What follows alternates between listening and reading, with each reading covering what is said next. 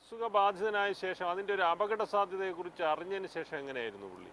അതെ, സത്യം പറഞ്ഞാൽ എനിക്ക് തോന്നുന്നു അന്നത്തെ ഈ പൈസാറും ഡോക്ടർ കെ ജഗദീശൻ, മദ്രാസിൽ KJ ഹോസ്പിറ്റലിലെ ഡോക്ടർ ജഗദീശൻ, പിന്നെ ഒരു ഡോക്ടർ വിശ്വേശ്വരൻ, ഇവരൊക്കെയാണ് പപ്പയെ ട്രീറ്റ് ചെയ്തിരുന്നത്. അപ്പോൾ അവരൊക്കെ ആദ്യകാലങ്ങളിൽ പപ്പയ്ക്കോട് ഇത് ബ്ലഡ് ക്യാൻസർ ആണെന്നോ അങ്ങനെയൊന്നും പറഞ്ഞിരുന്നില്ല. ലാസ്റ്റ് ഇപ്പോൾ മരിക്കുന്നതിന് ഒരു 6 മാസം മുമ്പ്, 1 വർഷം 4 മാസം ഈ രോഗത്തിന് അടിമയായിട്ട് പുള്ളി ജീവിച്ചു. അതൊരു വേൾഡ് റെക്കോർഡാണ്. സലിനത് നമ്മുടെ പ്രേക്ഷകരുമൊക്കെ അറിഞ്ഞിരിക്കേണ്ട ഒരു കാലമാണ്. മൾട്ടിപ്പിൾ മൈലോമ എന്നുള്ള ഈ രോഗം അന്നത്തെ കാലത്ത് വന്നാൽ 6 മാസത്തിൽ കൂടുതൽ ആയുസ് ഇല്ല എന്നാണ് മെഡിക്കൽ സയൻസ് പറഞ്ഞത്. ആ പപ്പയ്ക്ക് 1 വർഷം 4 മാസം ജീവിച്ചിരിക്കാൻ സാധിച്ചു. അത് ഡോക്ടേഴ്സ് പറയുന്നത് പപ്പയുടെ വിൽ പവർ ഒന്നുകൊണ്ട് മാത്രമാണ്. എനിക്ക് ഒന്നുമില്ല, ഐ ആം ഓൾ റൈറ്റ് എന്നുള്ളൊരു ഫീലിങ്ങിലാണ്. അന്ന് ലാസ്റ്റ് ദിവസം പോലും പുള്ളി മരിക്കുന്നതിന് 55 മണിക്കൂറിന് മുമ്പ് സ്വയം കാർ ഓടിച്ച് മദ്രാസിലെ KJ ഹോസ്പിറ്റലിൽ പോയ ആളാണ്. അവിടെ പോകാൻ കാരണം അദ്ദേഹത്തിൻ്റെ ഒരു ഫ്രണ്ട് ഡൽഹിയിൽ നിന്ന് വന്നിരുന്നു, ഒരു മിസ്റ്റർ ഫ്രാൻസിസ്. ആ ഫ്രാൻസിസിനെ അവിടെ ഒരു ഹോട്ടലിൽ കൊണ്ടുവിട്ട് തിരിച്ച് മടങ്ങുന്ന വഴി KJ ഹോസ്പിറ്റലിൽ ആദ്യം കടന്നു പോയതാ, പിന്നെ പെട്ടെന്ന് പുള്ളി ബ്രേക്ക് ഇട്ട് നിർത്തി റിവേഴ്സ് എടുത്ത് KJ ഹോസ്പിറ്റലിലേക്ക് അകത്ത് വന്നു. അകത്ത് വന്ന് നേരെ ഡോക്ടർ ഉണ്ടോ എന്ന് ചോദിച്ചു. ഉണ്ടെന്ന് പറഞ്ഞു. അന്ന് പപ്പയെ കണ്ട ഒരു സിസ്റ്റർ, ഒരു നേഴ്സ് എന്നോട് പറഞ്ഞത്, പപ്പ വളരെ ഊർജ്ജസ്വലനായിട്ട് ഈ 2 പടി ചാടി കയറി പോവായിരുന്നു മുകളിലേക്ക്, ഫസ്റ്റ് ഫ്ലോറിലേക്ക്. ഡോക്ടറെ അടുത്ത് പോയി കണ്ടു, നോക്കി, ഇവർ തമ്മിൽ കുശലമൊക്കെ പറഞ്ഞ് തമാശയൊക്കെ പറഞ്ഞ് തിരിച്ചിറങ്ങി. ഈ ഡോക്ടർ കൂടെ വന്നു, ഈ പോർച്ചിൻ്റെ അടുത്ത് കാറിൻ്റെ അടുത്തേക്ക് വന്നു. പിരിയാൻ നേരത്തെ ഷേക്ക് ഹാൻഡ് ചെയ്തപ്പോൾ ഡോക്ടർ പറഞ്ഞു, സത്യം നിങ്ങൾക്ക് ടെമ്പറേച്ചർ ഉണ്ടല്ലോ.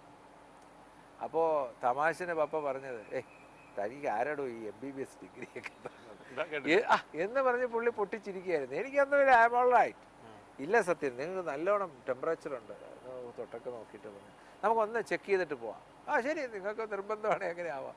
അങ്ങനെയാണ് വീണ്ടും 2ാമത് ഹോസ്പിറ്റലിലേക്ക് കയറി അപ്പോഴാണ് ഈ പറഞ്ഞ പോലെ ഈ പടി ചാടി കയറി പോകുന്ന ഈ സിസ്റ്റർ കണ്ടത്. അവിടെ ചെന്നു, പനി കൂടി, പനി നല്ലോണം. അപ്പം നോക്കിയപ്പോൾ എബൌട്ട് 102, 103 പനി ഉണ്ടായിരുന്നു. ഡോക്ടർ ഇഞ്ചക്ഷൻ കൊടുത്തു. ഇഞ്ചക്ഷൻ കൊണ്ട് പനി കുറഞ്ഞില്ല. ഉടനെ ഡോക്ടർ പദം സിംഗ്, അന്നത്തെ ഈ ക്യാൻസർ സ്പെഷ്യലിസ്റ്റ് അദ്ദേഹം, വെല്ലൂർ ഹോസ്പിറ്റലിൽ, അദ്ദേഹത്തെ വിളിപ്പിച്ചു. അങ്ങനെ അവരൊക്കെ വന്നു. പൈസാറ് ഇവിടുന്ന് ട്രിവാൻഡ്രത്തുനിന്ന് പോയി. അങ്ങനെ ആ ലാസ്റ്റ് മിനിറ്റ് വരെ അപ്പോഴും ഡോക്ടറോട് പറഞ്ഞ കാര്യമൊക്കെ ശരി, എന്ത് വേണം നിങ്ങൾ ചെയ്തോ, പക്ഷേ രാവിലെ 5 മണിക്ക് എന്നെ വിട്ടേക്കണം, എനിക്ക് നാളെ ഷൂട്ടിംഗ് ഉള്ളതാണ്, 7 മണിക്ക് എനിക്ക് ഷൂട്ടിങ്ങിന് പോകും. അത്ര ഒരു കർക്കശക്കാരനായിരുന്നു. പിന്നെ നമ്മൾ അദ്ദേഹത്തിന് സീരിയസ് ആണെന്ന് ഫോൺ വന്നു. ഞാനും മമ്മിയുമായിട്ട് മദ്രാസിന് പോയി. അപ്പം അങ്ങനെയുള്ള, താങ്കൾക്ക് ഇത് അറിയാമെന്നുള്ളത് സത്യം അദ്ദേഹത്തിന് അറിയില്ലായിരുന്നു, പപ്പയ്ക്ക് അറിയില്ലായിരുന്നു. പപ്പ ഈ പറഞ്ഞ പോലെ വളരെ പപ്പയ്ക്ക് ഈ സംശയം വരാൻ തുടങ്ങിയത് ഇങ്ങനെ ന്യൂസ് പുറത്ത് ലീക്ക് ഔട്ട് ചെയ്തു. അപ്പം അന്ന് പുള്ളിയുടെ സ്റ്റാച്ചറുള്ള ഒരു സിനിമാ നടന് ഇതാണ് രോഗമെന്ന് അറിഞ്ഞു കഴിഞ്ഞാൽ അറിയാമല്ലോ, വലിയ ഒരു പ്രത്യാഘാതങ്ങൾ ഉണ്ടാകുന്ന ഒരു കാര്യമായിരുന്നു.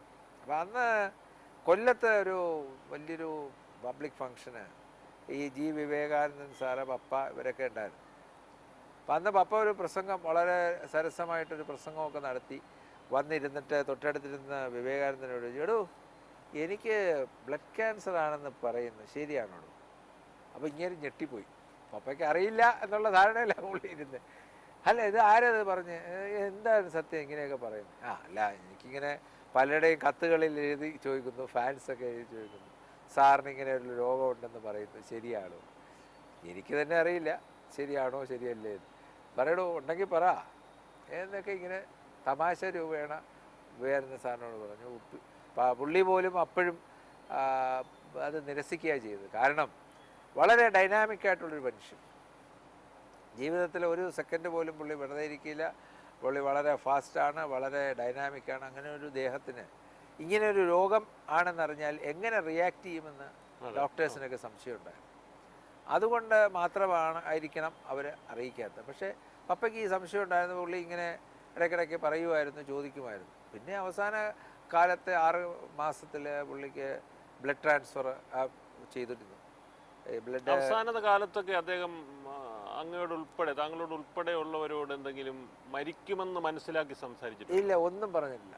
ഒന്നും പറഞ്ഞിട്ടില്ല എന്ന് മാത്രമല്ല, ഈ ഡോക്ടർ ജഗദീശൻ അദ്ദേഹം എന്നോട് പിൽക്കാലത്ത് പറഞ്ഞത്, ഇവരെല്ലാവരും കൂടെ ശ്രമിച്ചു. പപ്പ വളരെ ഒരു കെയർ ഫ്രീ മനുഷ്യനാണ്, മക്കളെല്ലാം ഒരുപോലെ സ്നേഹിക്കുന്നതാണ്, എങ്കിലും ഒരു വില്ല് എഴുതി വെക്കണം എന്ന് പറയാനായിട്ട് ഇവരെല്ലാവരും കൂടെ ശ്രമിച്ചു. അപ്പോൾ പറഞ്ഞു, സത്യൻ, എനിക്കൊരൊറ്റ ഒരു ഭാര്യയെ ഒരു മകനേ ഉള്ളൂ, എന്നാൽ പോലും ഞാനൊരു ബില്ലൊക്കെ എഴുതി വെച്ചിട്ടുണ്ട്, നമ്മളൊരു പ്രായം കഴിഞ്ഞാൽ അതൊക്കെ വേണ്ടേ എന്നൊക്കെ ചോദിച്ചു.